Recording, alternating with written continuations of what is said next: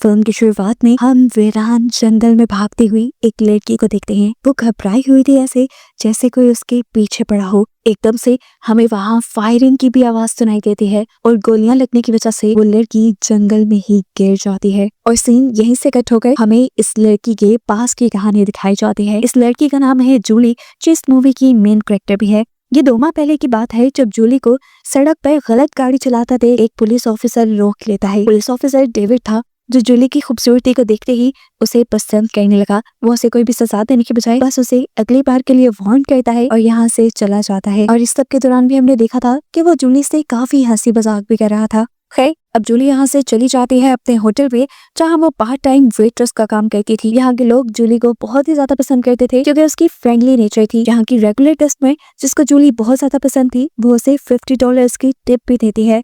यहाँ तक कि इस होटल का शेफ भी जूली को पसंद करता था और आज वो जूली को अपने साथ डेट पे चलने के लिए इन्वाइट भी करता है, लेकिन जूली उसे साफ मना कर देती है, ये कहते हुए कि वो किसी और में इंटरेस्टेड थी। असल में आज डेविड की पर्सनालिटी ने उसे बहुत अट्रैक्ट किया था। उनकी इन्हीं बातों के दौरान अब डेविड भी इसी होटल में आ गया था, जहाँ इनकी बातों से हमें पता चला कि डेविड अभी नया इस शहर में आया है। जो सुनकर जूली उसे इस शहर का टूर देने की ऑफर करती है, जिस पर वो मान भी जाता है। शाम को ये लोग एक होटल के पास मिलते हैं, जहाँ पर डेविड जूली को एक म्यूजिक बॉक्स गिफ्ट करता है।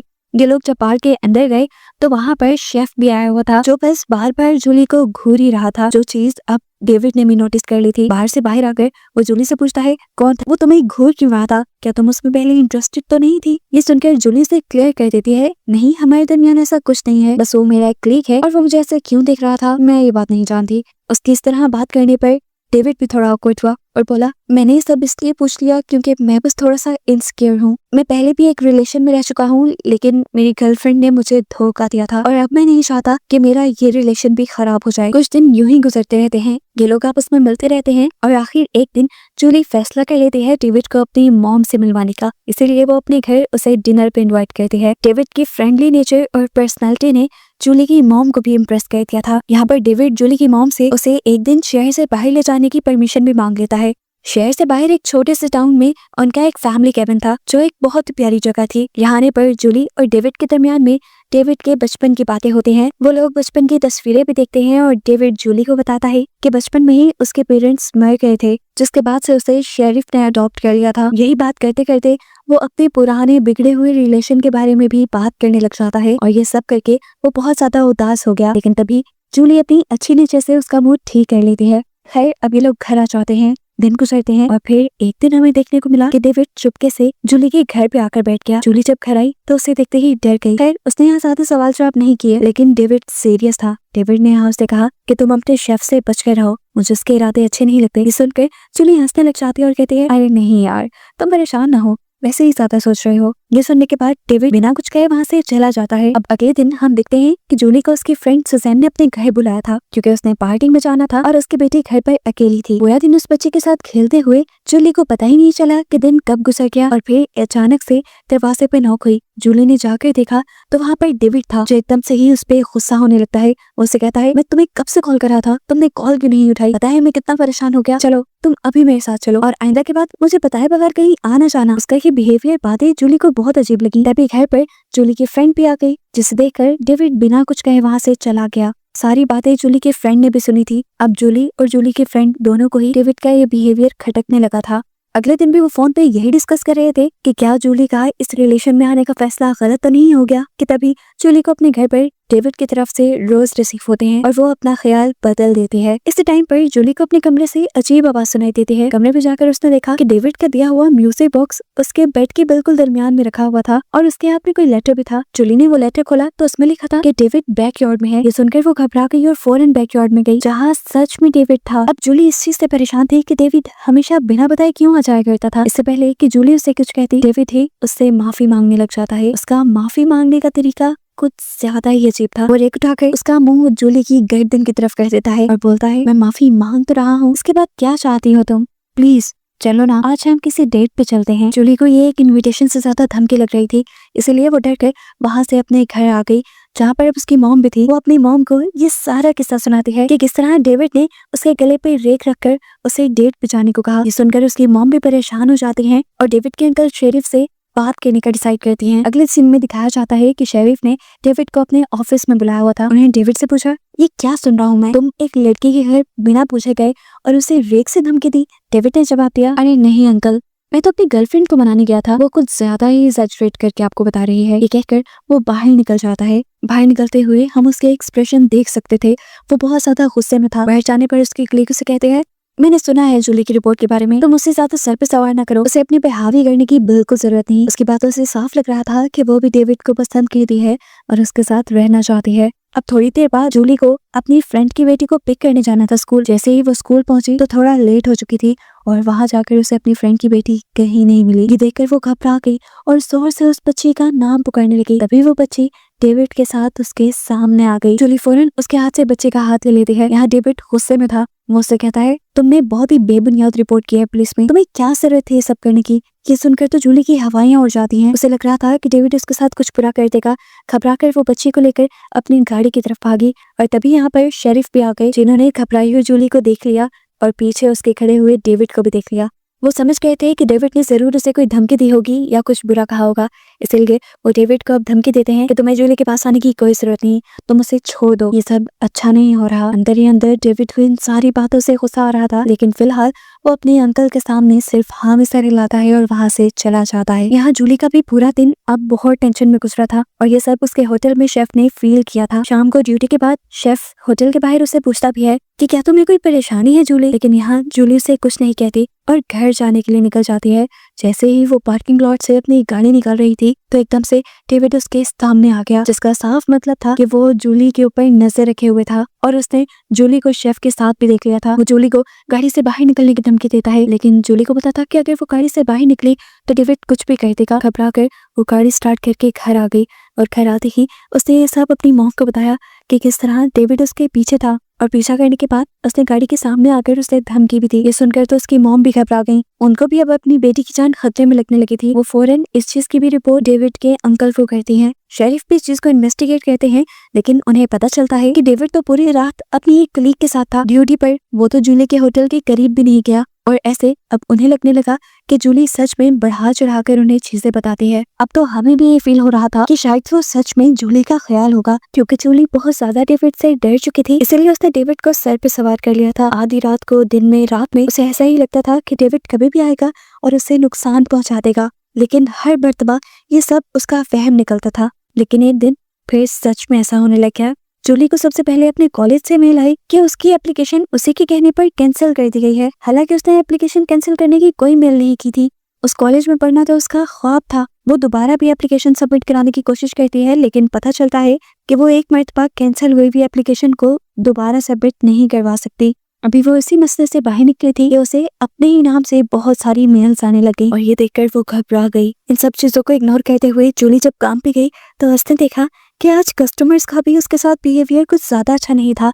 पता चला कि जूली के खिलाफ किसी ने उठपटांग की बातें शहर में मशहूर करती थी, जैसे जूली ड्रिंक करती है, उसकी आदतें अच्छी नहीं। हालांकि ये सब बातें झूठी थी। इसी दौरान जूली के होटल में डेविड की कलीग भी आते हैं, जिसने जूली को बोला कि तुमने अच्छा नहीं किया डेविड के साथ, वो हर रात मेरे पास आकर तुम्हारे लिए रोता रहता है। ये सुनकर जूली को बहुत बुरा फील हुआ कि बुरा उसके साथ हो रहा था, सिंपैथी फिर भी डेविड को मिल रही थी। ये सब बातें शेफ ने भी सुन ली थी। शेफ तो बहुत अच्छे से जूली को जानता था। वो उसे होटल से बाहर ले जाकर कहता है, मुझे लगता है कि तुम्हारे पीछे कोई पड़ गया है, मेरी गाड़ी में एक गन है, तुम उसे हमेशा अपने पास रखा करो। ये कहकर उसने जूली को गले लगा लिया और गले लगते ही जूली फूट फूट कर रोने लगी।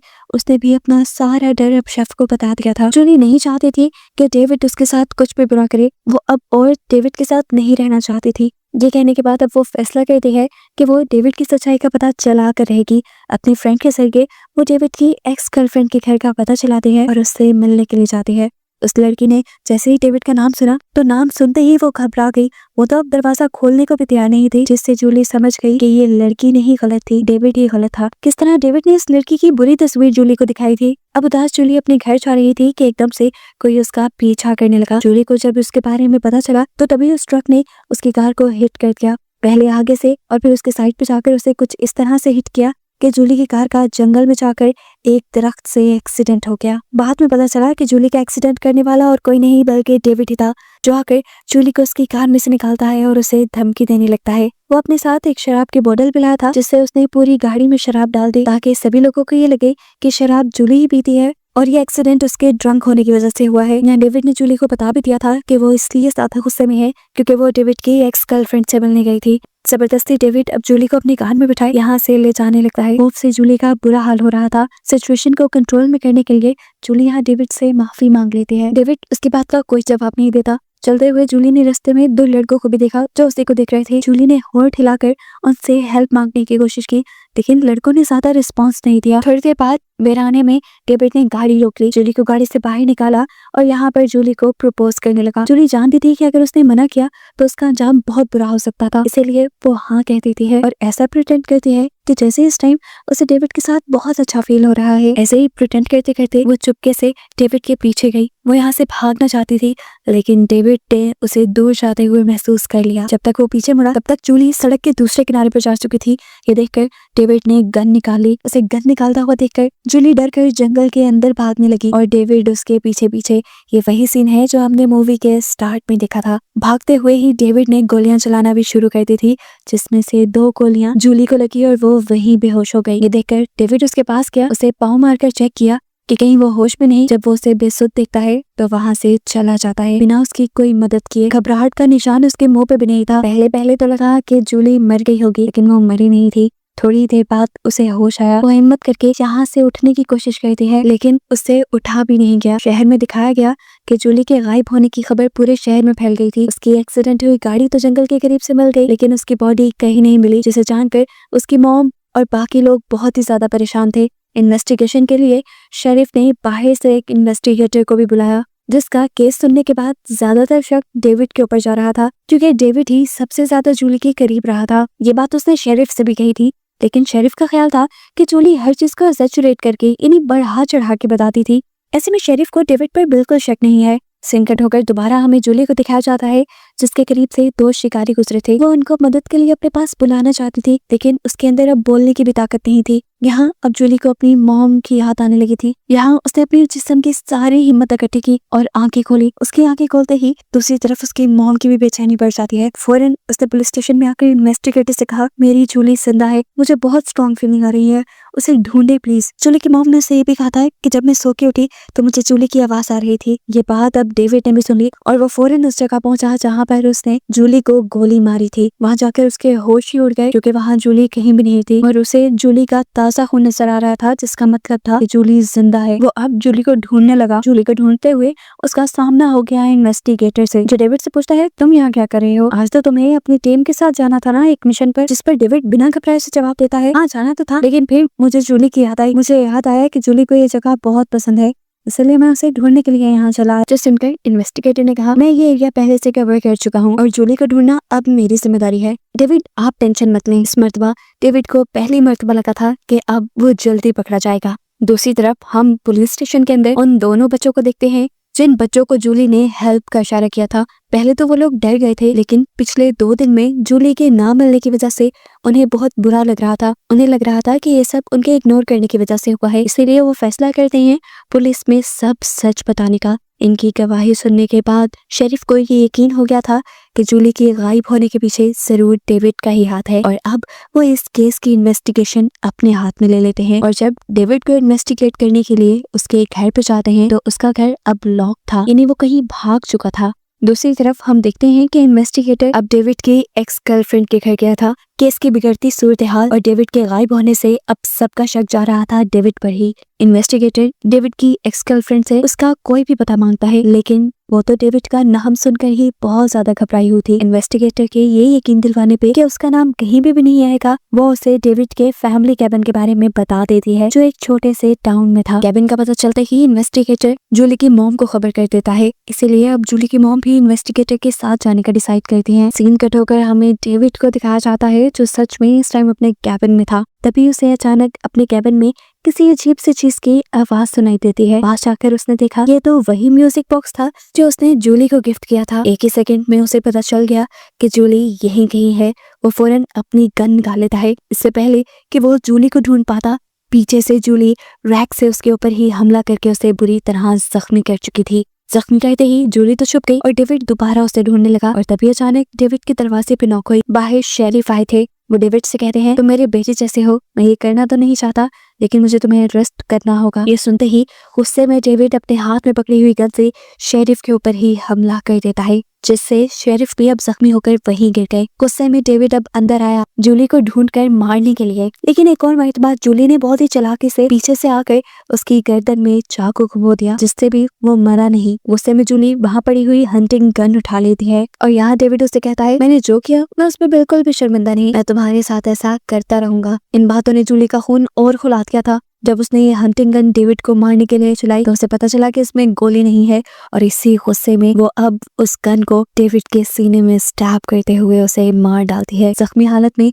जब वो बाहर गई तो अब सुबह का सूरज भी निकल चुका था। वहाँ पर इन्वेस्टिगेटर और जूली की मॉम भी आ चुके थे। इमरजेंसी में ही अब जूली और शेरिफ को हॉस्पिटल पहुंचा दिया जाता है और उनकी जान बचा ली जाती है, जबकि डेविड तो मर चुका था। मूवी के पोस्ट क्रेडिट सीन में हमें ये बताया जाता है कि ये वाकया बिल्कुल सच्चा था। 1995 में अमेरिका के अंदर लोरा नामी एक लड़की के साथ बिल्कुल ऐसा ही किया गया था और ये मूवी एक अवेयरनेस के लिए बनाई गई है कि किसी पर भी ब्लाइंड ट्रस्ट नहीं करना चाहिए। और बस यही बताते हुए ये मूवी यहाँ खत्म हो जाती है।